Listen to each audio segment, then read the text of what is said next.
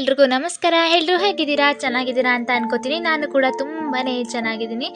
So ನಾನು ಸಾರಿ ಹೇಳ್ತಾ ಇದ್ದೀನಿ ಫಸ್ಟ್ ಆಫ್ ಆಲ್. ಯಾಕಂತಂದರೆ ನನ್ನ ಮೊಬೈಲ್ ಕ್ಲಿಯರಿಟಿ ಇಲ್ಲ, ಅದಕ್ಕೆ ಸಾರಿ ಕೇಳ್ತಾ ಇದ್ದೀನಿ.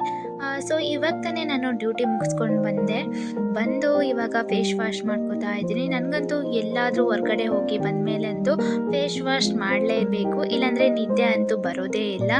ಸೊ ನಾಳೆ ಊರಿಗೆ ಹೋಗೋ ಖುಷಿ ತುಂಬಾ ಇದೆ. ಡ್ಯೂಟಿಯಿಂದ ಬಂದ ತಕ್ಷಣ ಸ್ವಲ್ಪ ಹೇರಿಗೆ ಆಯಿಲ್ ಅಪ್ಲೈ ಮಾಡಿದೆ. ನಾನು ಹೈಸ್ಕೂಲೆಲ್ಲ ಗೌರ್ಮೆಂಟ್ ಹಾಸ್ಟೆಲಲ್ಲಿ ಓದಿದ್ದು. ಸೊ ಈ ಥರ ಪ್ಯಾರಾಚೂಟ್ ಕೋಕೋನಟ್ ಆಯಿಲ್ ಕೊಡ್ತಾಯಿದ್ರು. ನಾನು ಚಿಕ್ಕದ್ರಿಂದನೂ ಕೂಡ ಇದನ್ನೇ ಯೂಸ್ ಮಾಡೋದು, ಬೇರೆ ಆಯಿಲ್ ಕೂಡ ಯೂಸ್ ಮಾಡಿಲ್ಲ. ಯೂಸ್ ಮಾಡಿದರೂ ಕೂಡ ಏರ್ ಫಾಲ್ ಆಗುತ್ತೆ ನನಗೆ. ಸೊ ನನಗಂತೂ ಇದೇ ಅಡ್ಜಸ್ಟ್ ಆಗೋಗಿದೆ. ನನ್ನ ಹೇರ್ ಫಸ್ಟ್ ಲಾಂಗ್ ಇತ್ತು ತುಂಬಾ, ಬಟ್ ರೀಸೆಂಟ್ 1 ಇಯರ್ ಬ್ಯಾಕಲ್ಲಿ ನನಗೆ ಸ್ವಲ್ಪ ಹೆಲ್ತ್ ಪ್ರಾಬ್ಲಮ್ ಆಗಿರೋದ್ರಿಂದ ಹೇರ್ ಫಾಲ್ ತುಂಬಾ ಆಯಿತು. ಸೊ ಅಲ್ಲಿಂದ ನಾನೇನು ಮಾಡಿದೆ, ಹೇರ್ ಮಾಸ್ಕ್ ಎಲ್ಲ ಯೂಸ್ ಮಾಡಲಿಕ್ಕೆ ಸ್ಟಾರ್ಟ್ ಮಾಡಿದೆ. ಸೊ ನೋಡ್ತಾ ಇದ್ರಲ್ಲ, ಸ್ವಲ್ಪ ಹೇರ್ ಜಾಸ್ತಿ ಬಂದಿದೆ. ನಾನಂತೂ ಹೇರ್ ಆಯಿಲ್ ಅಪ್ಲೈ ಮಾಡಿ ಆದಮೇಲೆ ಅಬ್ಸರ್ವ್ ಆಗೋಕ್ಕೆ ಒಂದು 2 ಅವರ್ ಇಡ್ತೀನಿ ಅಷ್ಟೇ.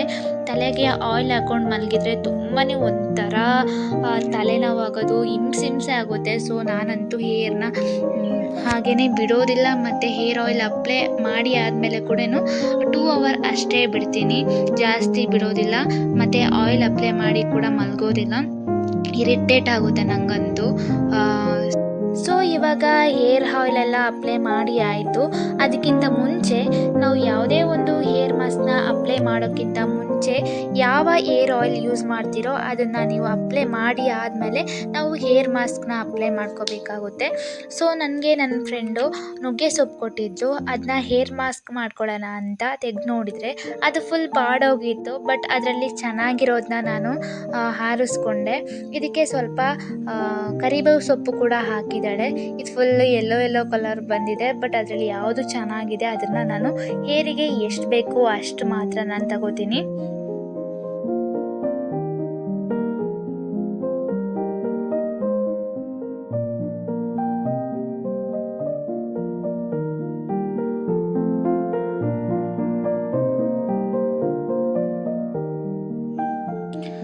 ಇವಾಗ ಕ್ಲೀನ್ ಮಾಡ್ಕೊಂಡಿರುವಂಥ ಸೊಪ್ಪನ್ನ ಎಲ್ಲ ಹಾಕ್ಕೋತಾ ಇದ್ದೀನಿ.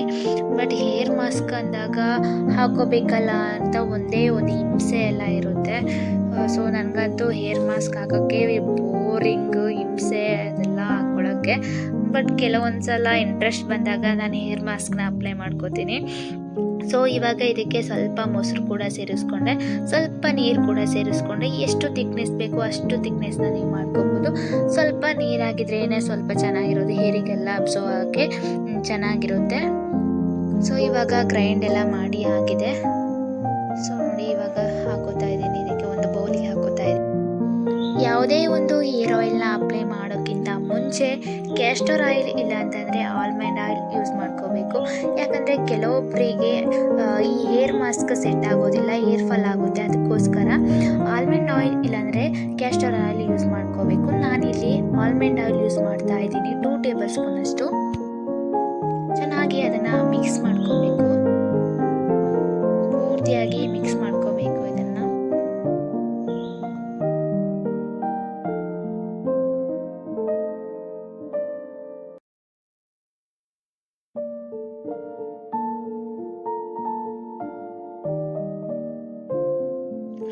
ಸೊ ಏರ್ ಮಾಸ್ಕ್ ಇವಾಗ ರೆಡಿ ಆಗಿದೆ. ಏರ್ ಮಾಸ್ಕ್ ಅಂತೂ ರೆಡಿ ಆಗಿದೆ, ಇನ್ನು ಅಪ್ಲೈ ಮಾಡ್ಕೋಬೇಕು.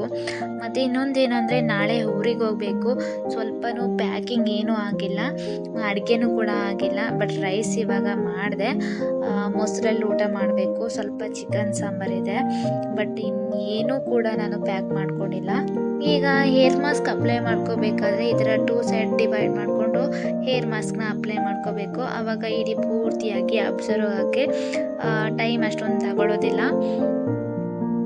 ನಾನು ಕೆಲವೊಂದು ವಿಡಿಯೋ ಎಲ್ಲ ಹಾಕಿದ್ದೀನಿ ಹೇರ್ ಮಾಸ್ಕ್ದು, ಅದೆಲ್ಲ ನೋಡಿ. ಬಟ್ ಚೆನ್ನಾಗಿದೆ, ನನಗಂತೂ ಚೆನ್ನಾಗಿ ರಿಸಲ್ಟ್ ಕೊಟ್ಟಿದೆ, ನಿಮಗೂ ಕೊಡುತ್ತೆ ಅಂತ ಅಂದ್ಕೊಂಡಿದ್ದೀನಿ.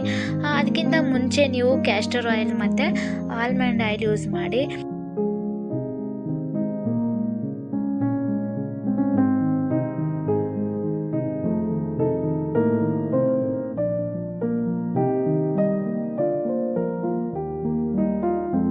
ಹಾಗೆಯೇ ಸ್ಕ್ಯಾಲ್ಪ್ಗೆಲ್ಲ ಚೆನ್ನಾಗಿ ಮಸಾಜ್ ಮಾಡ್ಕೋಬೇಕು. ಇವಾಗ ಮಾರ್ಕೆಟಲ್ಲಿ ಸಿಗುವಂಥದ್ದು ಕೆಲವೊಂದು ಹೇರ್ ಮಾಸ್ಕ್ ಎಲ್ಲ ಇದೆಯಲ್ಲ, ಅದಕ್ಕಿಂತ ಇದನ್ನು ಮನೇಲಿ ಹೋಮ್ ಮೇಡ್ ಬಳಸೋದು ತುಂಬಾ ಹೆಲ್ದಿಯಾಗಿರುತ್ತೆ. ಬಟ್ ಯಾವುದೇ ಕೆಮಿಕಲ್ ಇಲ್ಲ, ಇದನ್ನು ಯೂಸ್ ಮಾಡ್ಬೋದು. ನಾನು ಇದನ್ನು ಅಪ್ಲೈ ಮಾಡ್ಕೋತಿರೋದು 4 ಟೈಮ್ಸ್ ಅನಿಸುತ್ತೆ. ಆಲ್ರೆಡಿ ಅಪ್ಲೈ ಮಾಡ್ಕೊಂಡಿದ್ದೀನಿ. ನನಗಂತೂ ಗುಡ್ ರಿಸಲ್ಟೇ ಸಿಕ್ಕಿದೆ. ನೀವು ಒಂದ್ಸಲ ಇದನ್ನು ಟ್ರೈ ಮಾಡಿ ನೋಡಿ. ಓಕೆ, ಇವಾಗ ಹೇರ್ ಮಾಸ್ಕ್ ಎಲ್ಲ ಅಪ್ಲೈ ಮಾಡಿ ಆಯಿತು. ಈ ಥರ ಕಟ್ಕೊಳ್ಳಿ ಒಂದು ಹಾಫ್ ಆನ್ ಅವರ್. ನಾನಂತೂ ಈ ಏರ್ ಸ್ಟಿಕ್ನ ಯೂಸ್ ಮಾಡ್ತೀನಿ. ಬಟ್ ಈ ಏರ್ ಸ್ಟಿಕ್ ಇಲ್ದೇ ನಾನು 1 ನಿಮಿಷ ಕೂಡ ಇರೋದಿಲ್ಲ. ಎಲ್ಲೋದ್ರೂ ಕೂಡ ನಾನು ಏರ್ ಸ್ಟಿಕ್ನ ಯೂಸ್ ಮಾಡ್ಕೋತೀನಿ. ನನ್ನ ಹೇರ್ ಆಲ್ಮೋಸ್ಟ್ ಬಿಡೋದೇ ಇಲ್ಲ, ಈ ಥರನೇ ಕಟ್ಕೋತೀನಿ. ಮನೇಲಿದ್ದರೂ ಕೂಡ, ಡ್ಯೂಟಿಗೆ ಹೋಗ್ಬೇಕಾದ್ರೂ ಕೂಡ. ಇವಾಗ ಸ್ನಾನ ಎಲ್ಲ ಮಾಡ್ಕೊಂಡು ಬಂದೆ. 2 ಡೇಸ್ಗೆ ಎಷ್ಟು ಬೇಕೋ ಅಷ್ಟು ಬಟ್ಟೆ ಎಲ್ಲ ತೆಗೆದಿಟ್ಟಿದ್ದೀನಿ. ಇದನ್ನು ಇವಾಗ ಬ್ಯಾಗಿಗೆ ಪ್ಯಾಕ್ ಮಾಡ್ಕೋಬೇಕು. ಇನ್ನೊಂದೇನೆಂದರೆ ಪಾತ್ರೆ ಎಲ್ಲ ಈಗ ವಾಶ್ ಮಾಡಿ ಎಲ್ಲ ಆಯಿತು. ನಾನು ಇವಾಗ ಇದನ್ನು ಬ್ಯಾಗಿಗೆ ಹಾಕೋಬೇಕು. ಒಂದು ಕೈಯಲ್ಲಿ ಮೊಬೈಲ್ ಇಟ್ಕೊಂಡು ವಿಡಿಯೋ ಮಾಡೋದು, ಇನ್ನೊಂದು ಕೈಯಲ್ಲಿ ಜಿಪ್ ಹಾಕ್ತಾ ಇದ್ದೀನಿ. ಬಟ್ಟೆ ಎಲ್ಲ ತುಂಬಿಸ್ಕೊಂಡಾಯ್ತು. ಇವಾಗ ಸೈಡಲ್ಲಿ ಎತ್ತಿಡಬೇಕಷ್ಟೇ. ಯಾಕಂದರೆ ಮಾರ್ನಿಂಗ್ ಎದ್ದು ನಾವು ಬಟ್ಟೆ ಎಲ್ಲ ಪ್ಯಾಕ್ ಮಾಡೋದಕ್ಕೆ ತುಂಬಾ ಕಷ್ಟ ಆಗುತ್ತೆ. ಸೊ ಇವಾಗಲೇ ಮಾಡಿಟ್ರೆ ಮಾರ್ನಿಂಗ್ ಎದ್ದು ನಾವು ಹೋಗ್ಬೋದಲ್ವ ಅಂತ. ಸೊ ಇವಾಗ ನಾನು ಊಟ ಮಾಡಲಿಕ್ಕೆ ಅಂತ ಬಂದೆ. ಸೊ ರೈಸ್, ಚಿಕನ್ ಸಾಂಬಾರು ಮತ್ತು ಮೊಸರು, ಬೇಗ ಊಟ ಮಾಡ್ಕೋಬೇಕು. ಇವಾಗ ಆಲ್ರೆಡಿ 10:45 ಆಗಿದೆ. ಸೊ ಮಲ್ಕೋಬೇಕು ಇವಾಗ. ಓಕೆ ಫ್ರೆಂಡ್ಸ್, ಬೆಳಿಗ್ಗೆ 4 ಗಂಟೆಗೆ ಎದ್ದೇಳಬೇಕು. Okay, good night, bye. Hi, good morning guys. So ನಾವು 4 ಗಂಟೆಗೆ ಎದ್ದಿದ್ದು. ಸೊ ಪ್ಲ್ಯಾನ್ ಇದ್ದಿದ್ದು 4 ಗಂಟೆಗೆ ಇಲ್ಲಿಂದ ಹೋಗಬೇಕು ಅಂತ. ಬಟ್ ನಾವು ಇಲ್ಲಿಂದ ಹೊರಟಿದ್ದು 5 ಗಂಟೆಗೆ. ಅದಕ್ಕೆ ಏನೂ ಕೂಡ ವಿಡಿಯೋ ಮಾಡಲಿಕ್ಕೆ ಆಗಲಿಲ್ಲ. So sorry guys. ನಾವಿವಾಗ ಹೋಗ್ತಾ ಇದ್ದೀವಿ. ಇವಾಗ ಟೈಮ್ 5 o'clock ಆಗಿದೆ. ಇವಾಗ ಬೆಂಗಳೂರಿಂದ ನಾವು ಕೊಡಗಿಗೆ ಹೋಗಬೇಕು. ಅಲ್ಲಿ ರೀಚ್ ಆಗೋದು ಬಂದು 9:30 ಆಗುತ್ತೆ. ಸೊ ನಾವು 4 o'clockಗೆ ಇಲ್ಲಿಂದ ಬಿಡಬೇಕಾಗಿತ್ತು. ಬಟ್ 5 o'clockಗೆ ಬಿಟ್ಟಿದ್ದೀವಿ.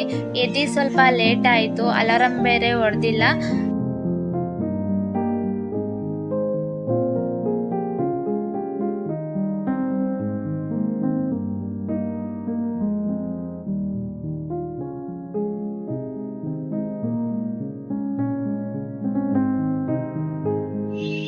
ಹಾಯ್ ಗೈಸ್, ಫೈನಲ್ ಆಗಿ ನಾವು ಕೊಡಗುಗೆ ರೀಚ್ ಆಗಿದ್ದೀವಿ.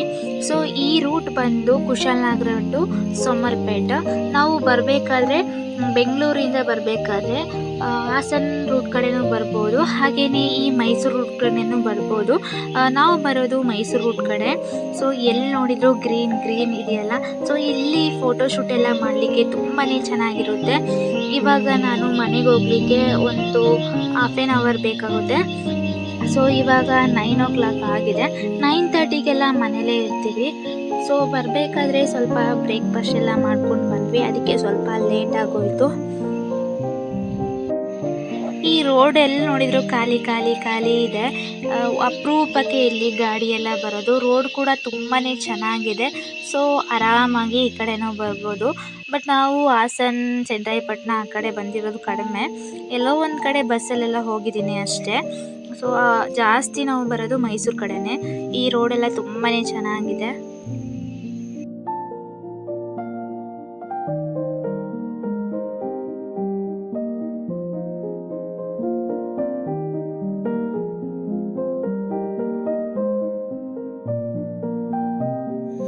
ಓಕೆ, ಇವಾಗ ನಾವು ಮನೆಗೆ ರೀಚ್ ಆದ್ವಿ. ರೀಚ್ ಆಗಿ ನೋಡಿದಾಗ ಟೈಮ್ 10 o'clock ಆಗಿದೆ.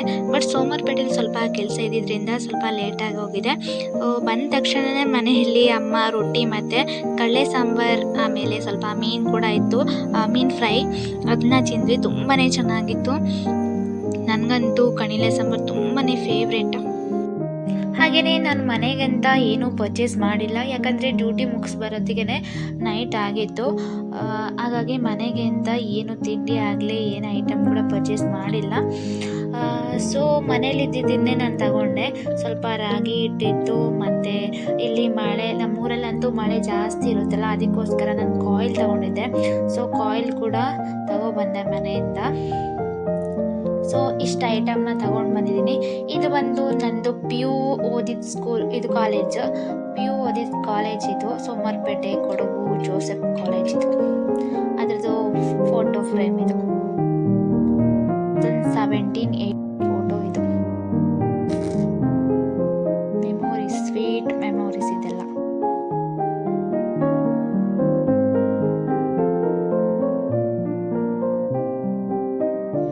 ಓಕೆ ಗೈಸ್, ನನ್ನ ವಿಡಿಯೋ ನಿಮಗೆ ಇಷ್ಟ ಆಗಿದರೆ ಲೈಕ್ ಮಾಡಿ, ಕಮೆಂಟ್ ಮಾಡಿ, ಸಬ್ಸ್ಕ್ರೈಬ್ ಮಾಡಿ. ಹಾಗೆಯೇ ಚೆನ್ನಾಗಿ ನಿದ್ದೆ ಮಾಡಿ, ಚೆನ್ನಾಗಿ ಊಟ ಮಾಡಿ, ಯಾವಾಗಲೂ ಒಳ್ಳೆ ಆಲೋಚನೆಗಳನ್ನು ಮಾಡಿ ಹೇಳ್ತಾ ಇವತ್ತಿನ ವಿಡಿಯೋ ಎಂಡ್ ಮಾಡಿ.